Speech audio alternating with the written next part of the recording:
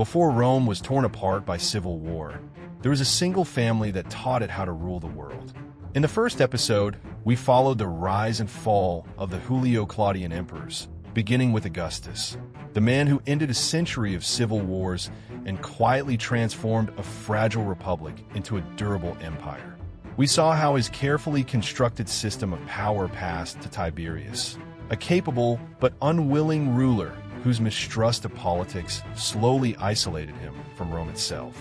We then witnessed the reign of Caligula, a young emperor shaped by loss and fear, whose early popularity collapsed under the strain of absolute power and personal trauma. After him came Claudius, long dismissed as weak and unimportant, who surprised Rome by ruling with intelligence, patience, and administrative skill, and who expanded the empire further than any emperor since Augustus. The story ended with Nero, a ruler who inherited peace, but longed to be an artist rather than a statesman. His reign began with promise, descended into isolation and fear, and ultimately ended with the collapse of the dynasty that had ruled Rome since the birth of the empire itself. Episode 1 was not only the story of individual emperors. It was the story of how imperial power was created, how it was sustained, and how it began to corrode those who held it. It showed how one family carried the weight of an entire world, and how personal ambition, insecurity, and trauma shaped the fate of millions. When Nero died, that family line ended with him. What remained was an empire without an heir, without a clear system of succession, and without a single figure capable of commanding universal loyalty. The Senate hesitated, the people waited, and the armies, spread across the provinces, began to realize just how much power they truly possessed. If you have not seen the first episode, you have missed the foundation of Rome's imperial system, the human cost behind its stability, and the quiet warning signs that foretold what would come next. The events of this episode do not stand alone. They're the direct consequence of everything that came before. Because in this second episode, Rome enters a far more dangerous phase of its history. The age of inherited power is over. In its place comes a year of rivalry, speed, and violence, in which emperors are not chosen by blood or tradition, but by legions on the march. This is the moment when Rome discovers that an emperor does not need a famous name or a noble family, or even the approval of the Senate. He only needs an army willing to follow him. And once that truth is learned, the empire will never be the same again. The year Rome couldn't make up its mind. The Romans liked to believe their empire was eternal. They spoke of order, tradition, and stability, as though these were natural laws rather than daily acts of maintenance. They built monuments to permanence, carved laws into stone, and told themselves that Rome, having conquered the world, had finally learned how to govern it. Then came the year AD 69.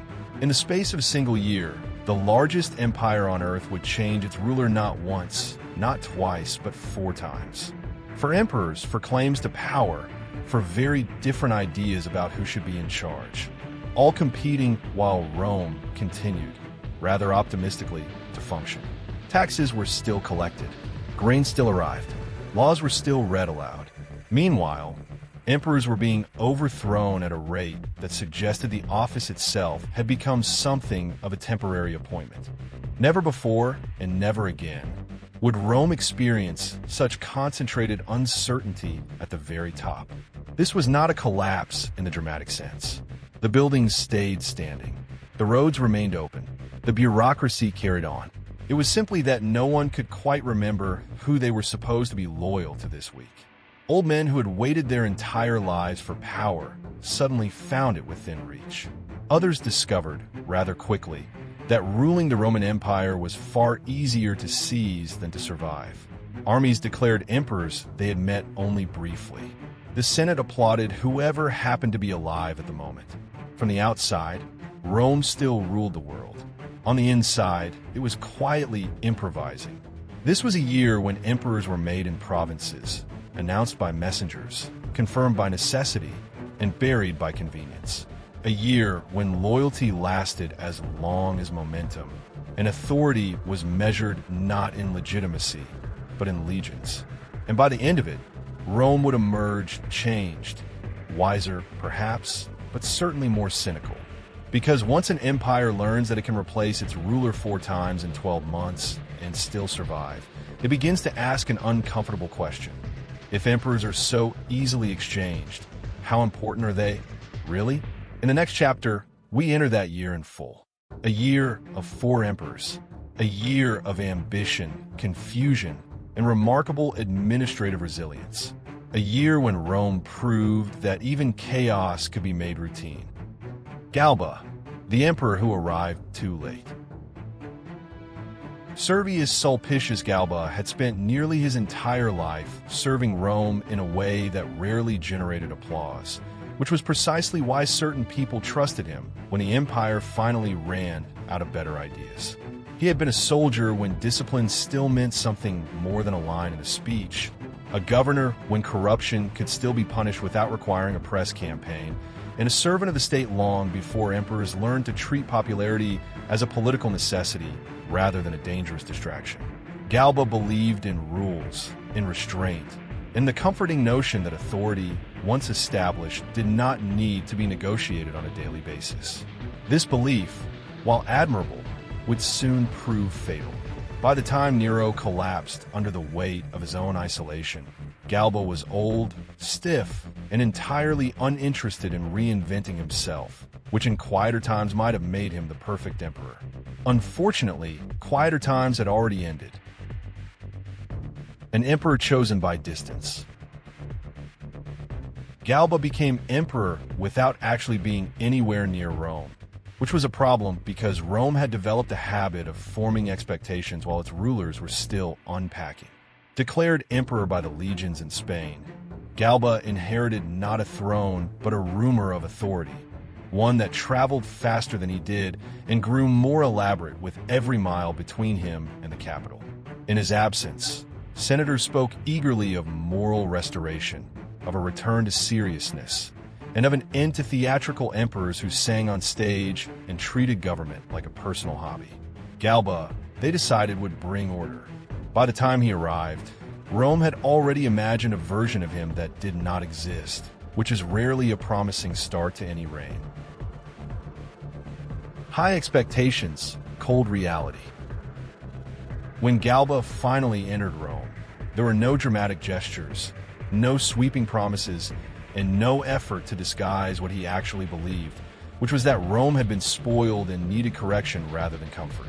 The city, which had expected relief after Nero, received instead a series of lectures delivered in the language of discipline and frugality, accompanied by the distinct impression that Galba considered generosity a form of moral weakness. Public celebrations were limited. Financial restraint was enforced. Corruption was punished with enthusiasm and without charm. Galba believed he was restoring dignity. Rome felt it was being scolded by an elderly relative who had arrived uninvited and immediately begun reorganizing the household. The fatal mistake, refusing to pay the army. The most serious misunderstanding of Galba's reign concerned the army, and particularly the Praetorian Guard, who had come to view imperial transitions as professional opportunities. Galba refused to pay the donative promise for their support, explaining that loyalty should be rewarded with honor rather than money, a statement that would have sounded noble in a philosophical treatise, but landed rather differently among armed men who had recently discovered their bargaining power. This was the moment when respect quietly turned into calculation. The guards did not revolt immediately, because they were professionals, but they took careful note of the fact that this emperor appeared to believe the world still operated according to principles that had expired several reigns earlier. In a year when emperors were becoming negotiable, Galba had made himself economically unattractive. The problem of succession in a year without rules. Galba's next decision revealed just how completely he misunderstood the conditions of his own survival. Rather than choosing an heir who could command loyalty, inspire ambition, or at least frighten the right people, he adopted Piso Licinianus, a young man of excellent character and minimal usefulness. It was, from a moral standpoint, an impeccable choice. From a political standpoint, it was an open invitation to be replaced. Rome admired virtue in theory, but in practice preferred emperors who could remain alive long enough to enforce it. Otho, the man waiting in the wings. One man, in particular, understood the implications immediately.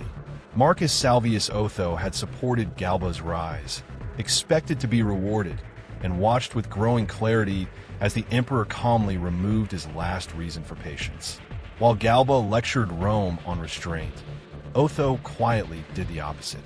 He spoke to soldiers. He promised rewards. He listened carefully to grievances Galba had dismissed as moral failings.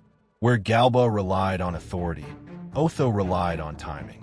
And timing, in this year, mattered more than virtue.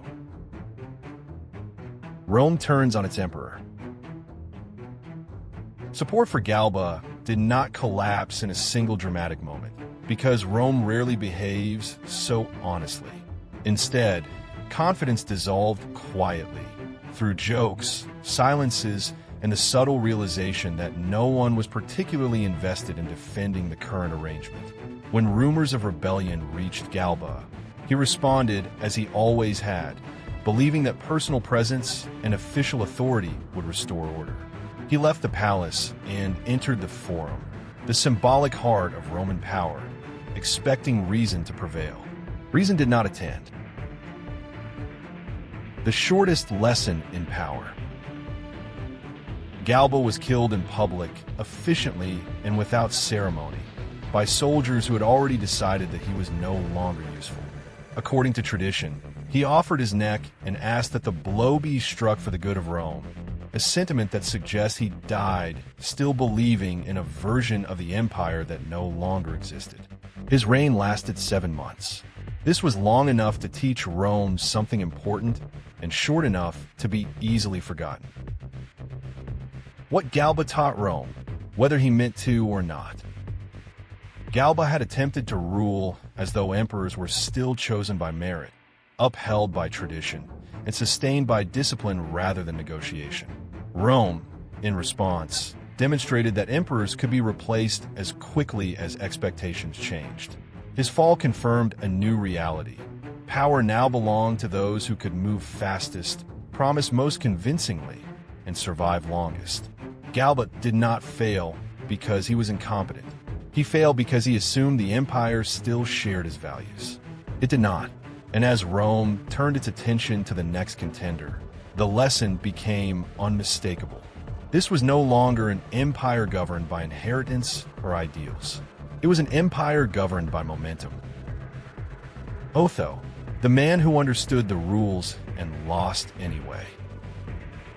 Marcus Salvius Otho had not always imagined himself as a revolutionary. For most of his life, he had been something far more Roman and far more dangerous, a man who knew how the system worked and expected to be rewarded for playing along. He was well-connected, socially agile, and perfectly comfortable in the moral fog of imperial politics, where loyalty was often sincere but rarely permanent. Otho had supported Galba early, not out of admiration, but out of calculation. He expected gratitude. More precisely, he expected adoption, succession, and a future that justified his patience. When Galba chose Piso instead, Otho did not protest publicly. He did not sulk. He did not resign himself to disappointment. He simply adjusted his expectations and began planning Galba's replacement. The emperor made in a weekend. Otho understood something Galba never had. In the Rome of AD 69, emperors were not made by character, experience, or moral reputation. They were made by soldiers who wanted certainty, rewards, and a sense that their loyalty mattered. Otho spoke their language fluently. He borrowed heavily, promised generously, and distributed confidence with the ease of a man who knew the investment would either succeed quickly or become irrelevant just as fast. The Praetorian Guard, recently insulted and financially neglected, listened attentively. When Galba fell, Otho was proclaimed emperor almost immediately, as though Rome had merely been waiting for someone with the initiative to claim the vacancy. The transition was swift, efficient, and deeply unsettling, which by this point felt almost reassuring. A surprising attempt at restraint.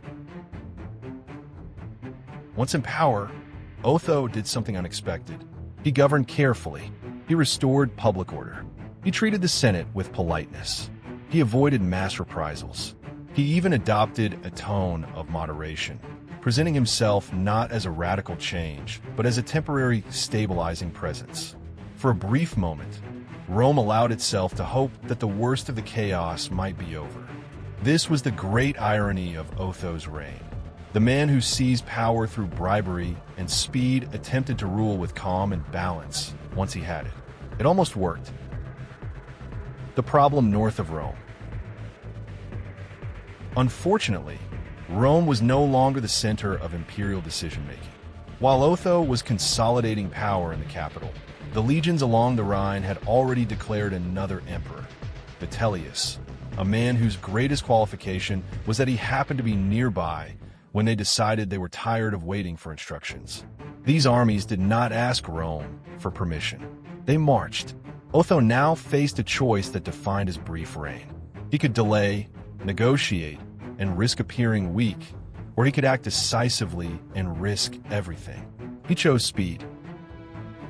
The war that should not have happened. Otho marched north to meet Vitellius's forces, despite advice to wait for reinforcements. He understood that time favored his rival, whose armies were larger and more experienced. The battle that followed, near Bedriacum, was confused, violent, and badly coordinated. Otho's troops fought bravely, but bravery was not enough to compensate for inferior numbers and fractured command. When the defeat became clear, Otho assessed the situation with remarkable clarity. Another battle would mean more Roman deaths. Another civil war would prolong suffering. Another attempt to cling to power would only deepen the chaos. Otho chose a solution few emperors ever consider. The most unexpected end. Rather than retreat or negotiate, Otho ended his own life. He was 37 years old. His suicide shocked Rome, not because emperors never died violently, but because this one chose to step aside rather than drag the empire further into bloodshed. He left letters urging reconciliation and calm, instructions that were promptly ignored by events. In death, Otho achieved something he had struggled to secure in life: respect. Even his enemies acknowledged that his final act showed restraint, dignity, and a surprising sense of responsibility. It was not enough to save his reign, but it was enough to complicate his reputation. What Otho revealed about the empire. Otho's story exposes the uncomfortable truth of this year. Understanding the rules of power was no longer sufficient. One also needed luck, geography, and armies that happened to agree with one another at precisely the right moment. Otho had moved quickly, promised well, and ruled moderately. He still lasted only 3 months.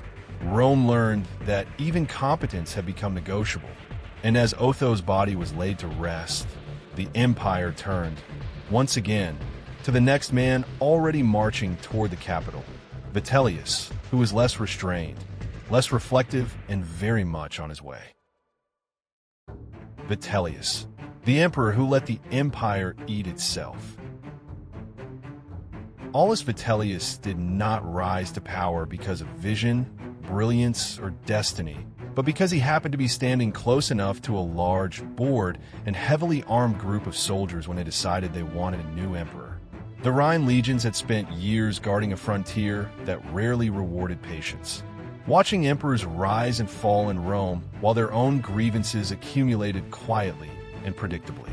When Galba disappointed them and Otho moved too quickly for their liking, they chose Vitellius less out of enthusiasm than convenience. Vitellius was nearby. Vitellius was compliant. Vitellius did not lecture. This, in AD 69, was a competitive advantage. A man with a reputation and no plan. Vitellius was known in Rome long before he was known as emperor, and not for reasons that inspire confidence. He had served competently enough in minor roles, avoided scandal of the criminal sort, and cultivated friendships carefully, but he was most famous for indulgence. He loved banquets, luxury, and the comforting routines of excess. His reputation suggested a man who enjoyed power when it required nothing of him and avoided it when it did. The Rhine legions did not care. They were not selecting a philosopher or reformer. They were selecting a banner. Vitellius accepted the role with enthusiasm and remarkably little reflection, which would soon prove to be entirely in character. Rome meets its new emperor. When Vitellius entered Rome, the city greeted him with cautious resignation rather than excitement, having already learned that enthusiasm was a poor long-term investment. Vitellius immediately set about enjoying his position. Feasts multiplied, expenditures soared. Offices were handed out to friends, flatterers, and anyone who made his life more pleasant. Discipline, already weakened, was replaced with indulgence disguised as generosity. The treasury suffered. The army relaxed. The court expanded. Vitellius believed this was how emperors ruled. Rome, watching carefully, began to suspect that the empire had made another short-term appointment. Governing by appetite. Vitellius's reign was marked less by decisions than by consumption. Ancient sources, never subtle, delighted in recording his excesses, and while some exaggeration is likely, the underlying truth was clear enough even to contemporaries. The emperor appeared more committed to banquets than to governance, more attentive to comfort than to coordination. While he ate, Rome waited. While he indulged, problems accumulated. And while he reassured himself that loyalty could be sustained through generosity alone, the provinces quietly prepared for their own conclusions. The emperor no one asked about the East. Vitellius made the same mistake as his predecessors, though in a different style. He assumed that Rome was still the center of decision-making. In the East, however, legions loyal to a far more experienced commander were already considering their options. That commander was Vespasian, a man with patience, military credibility, and something Vitellius entirely lacked: restraint. While Vitellius feasted, Vespasian waited. While Vitellius celebrated his elevation, Vespasian gathered support quietly, methodically, and without drama. Rome, once again, was behind the curve. Civil war, again but louder. When news reached Vitellius that Eastern legions had declared another emperor, he reacted with indignation rather than urgency, as though history were behaving improperly. The conflict that followed was inevitable and uncoordinated, marked by brutality, confusion, and the grim efficiency of Roman armies fighting other Roman armies with practiced indifference. Vitellius's forces were defeated. Rome braced itself. The emperor, suddenly aware that indulgence was not a defense strategy, attempted to negotiate, abdicate, reclaim authority, and deny reality, sometimes within the same day. The city descended into violence. The fall of a comfortable man.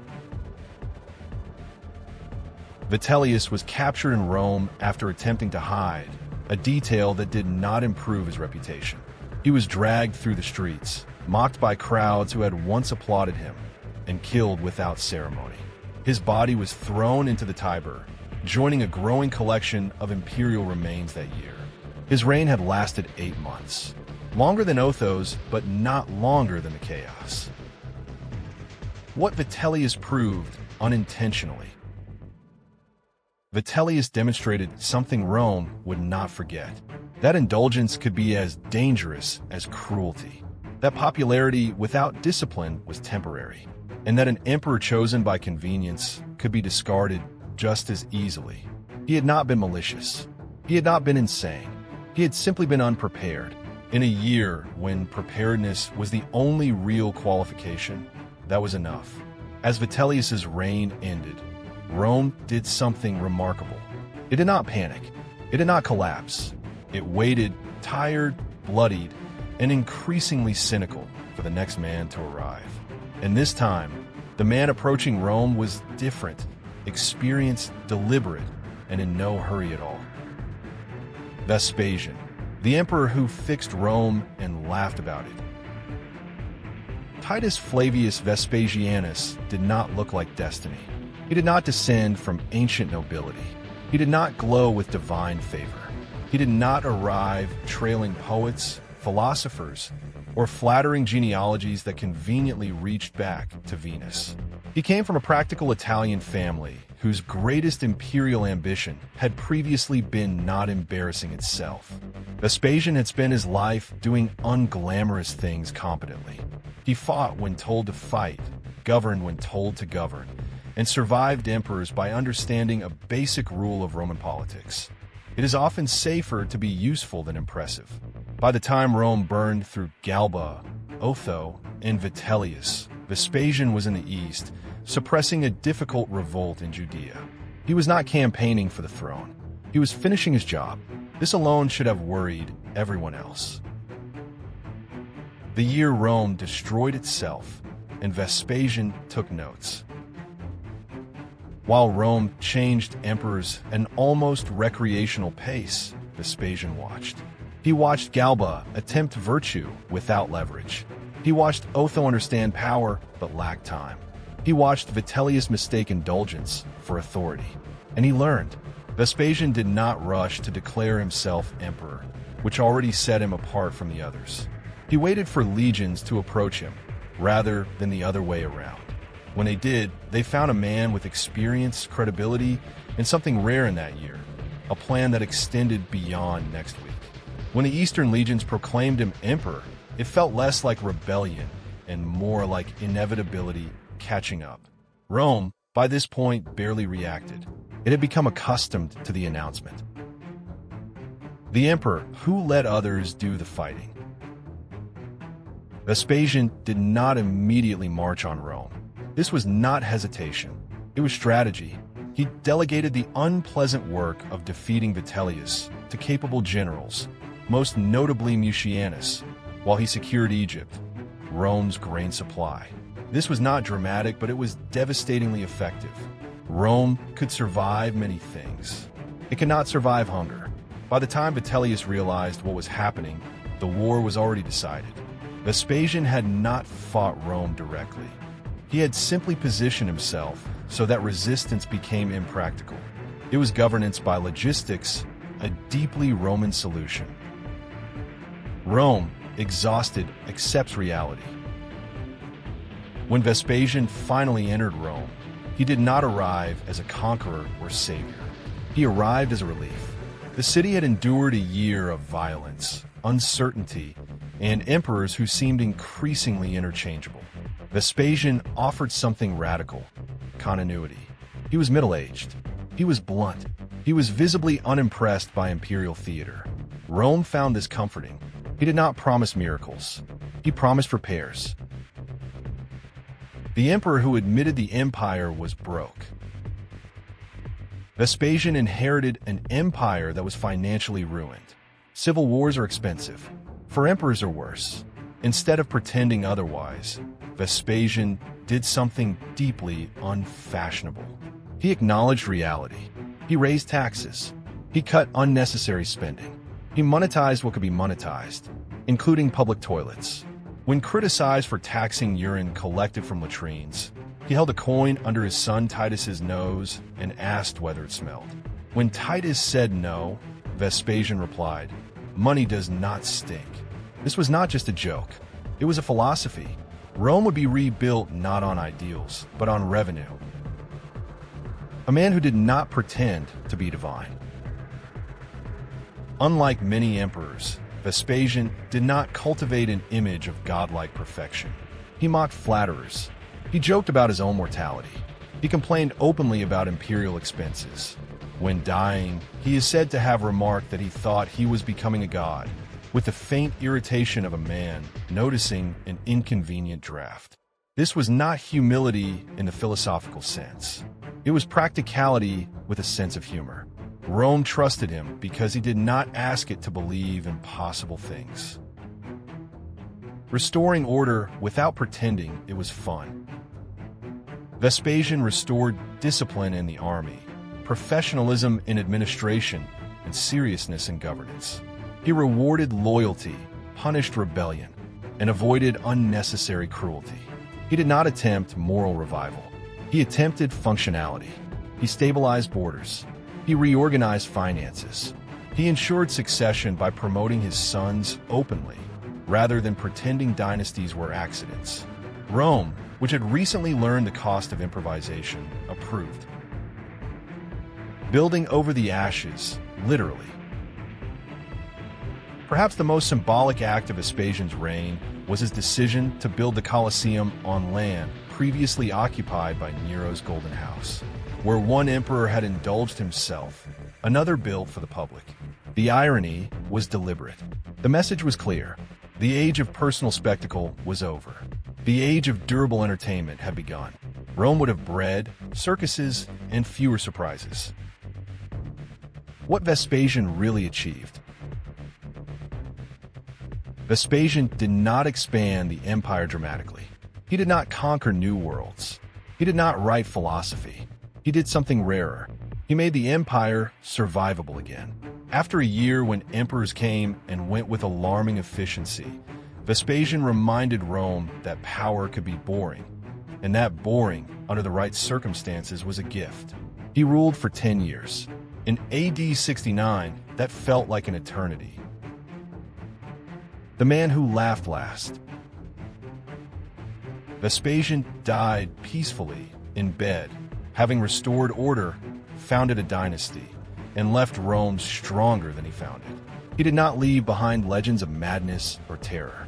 He left behind balance sheets, buildings, and a functioning state. In a year when Rome had learned how fragile power could be, that may have been the greatest achievement of all. When Rome finally exhaled. By the time Vespasian secured the throne, Rome was no longer asking for greatness. It had stopped dreaming of heroic emperors, divine destinies, and golden ages restored through moral clarity or theatrical gestures. After a year of panic, betrayal, and administrative whiplash, the city wanted something far more modest and far more urgent. It wanted the violence to stop. Vespasian did not arrive with visions of perfection. He arrived with accounts to settle, walls to rebuild, and an empire that had learned, painfully and publicly, how quickly power could unravel when ambition outran patience. Galba had tried to rule by virtue and discovered that virtue, without leverage, was treated as an inconvenience. Otho had understood the mechanics of power, but underestimated the cost of time. Vitellius had indulged the empire until it collapsed under its own appetite. Vespasian watched them all fail and then did something radical. He made survival look respectable again. For the first time in months, Rome woke up knowing who the emperor was likely to be tomorrow. The streets grew quieter. The army returned to routine. The Senate resumed its familiar performance of cautious cooperation. Order, it seemed, had returned. But Rome's history had already taught a lesson too often ignored. Stability never arrives alone. It brings expectations. It creates heirs. And it invites fate to test whether calm can survive success. As Vespasian rebuilt the empire, he also built a dynasty, placing his sons in positions of power and assuming, reasonably, even sensibly, that continuity would protect Rome from another year like the last. Rome wanted to believe him, yet the empire had not exhausted its capacity for catastrophe. It had merely postponed it, because the next generation would inherit not chaos, but confidence. And confidence in Rome had a habit of attracting fire, ash, and impossible decisions. The emperors would no longer fall in months. They would fall under mountains, flames, and history's expectation that stability should last forever. And in the next episode, Rome will learn what happens after survival, when disaster no longer comes from men, but from the world itself.